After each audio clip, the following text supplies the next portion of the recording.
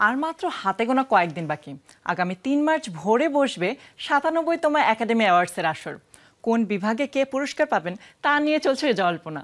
এর আগে ২৬ ফেব্রুয়ারি রাতে লস অ্যাঞ্জেলেসের একাডেমি মিউজিয়াম অব মোশন পিকচারে অস্কার মনোনীত শিল্পীদের নিয়ে আয়োজন করা হয়েছে বিশেষ নৈশভোজের। কারা হাজির ছিলেন এই আয়োজনে?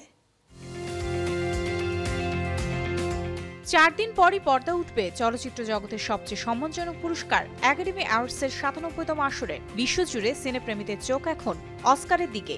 চলছে অনুষ্ঠানের পূর্ব প্রস্তুতি। ইতিমধ্যেই লাল গালিচা বিছানো হয়েছে মূল ভেন্যু হলিউডের ডলবি থিয়েটারের সামনে, যেখানে উপস্থিত ছিলেন এবারের আসরের সঞ্চালক কোনান ও ব্রায়ান।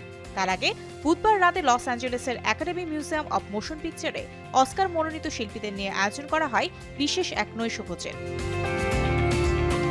ইন্ডাস্ট্রির এ লিস্টের তারকারা তো ছিলেনই, সাথে ছিলেন সিনেমার পেছনের কারিগররাও, যাদের হাত ধরে রিল লাইফ পরিণত হয় রিয়ালে। নৈশভোজে দেখা মেলে মার্কিন গায়িকা ও অভিনেত্রী আরিয়ানা গ্রান্দের। গত বছর মিউজিক্যাল সিনেমা উইকেটের কল্যাণে এবার অস্কারে মনোনয়ন পেয়েছেন তিনি। দ্য সাবস্ট্যান্স দিয়ে সেরা অভিনেত্রী মনোনয়ন পাওয়া ডেমি মুরও ছিলেন বিশেষ সেই পার্টিতে। তরুণ বব ডিলানের গল্প নিয়ে জেমস ম্যানগোল্ডের আ কমপ্লিট আননোনে অভিনয় করে সেরা অভিনেতার মনোনয়ন পেয়েছেন টিমোথি শ্যালামে। তিনিও এসেছিলেন আয়োজনে।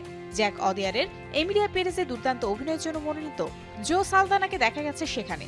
অন্যদিকে আ কমপ্লিট আননোন সিনেমায় সঙ্গীত শিল্পী জোয়ান বাইজের চরিত্রে অভিনয় করে সমালোচকদের প্রিয় পাত্রী বনে গেছেন তরুণ অভিনেত্রী মনিকা বারবারো। তিনিও হন ক্যামেরাবন্দী।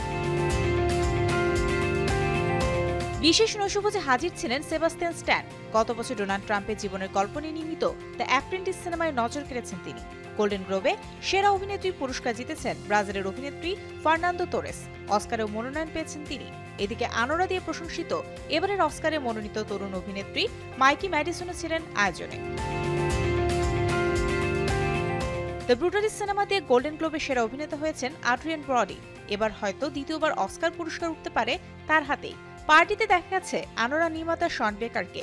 কে জানে সেরা নির্মাতার পুরস্কার উঠতে পারে তার হাতেও। গত বছরের অন্যতম আলোচিত cinema the substance body horror সিনেমাটির জন্য ব্যাপক প্রশংসা পেয়েছেন ফরাসি নির্মাতা কোরাডি ফার্কেট।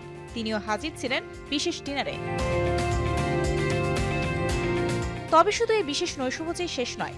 অস্কারের আর কয়েকদিন বাকি থাকতেই চলছে একের পর এক আয়োজন। হবে green carpet show, governors ball night, a night for young Hollywood ও কিংবদন্তি সঙ্গীতজ্ঞ এলটন জনের ৩৩তম অস্কার অংশগ্রহণ নিয়ে বিশেষ অনুষ্ঠান। দেখা যাক শেষ পর্যন্ত সিনে জগতের সবচেয়ে কাঙ্ক্ষিত পুরস্কার ওঠে কার হাতে। Mario Sen, showbiz tonight.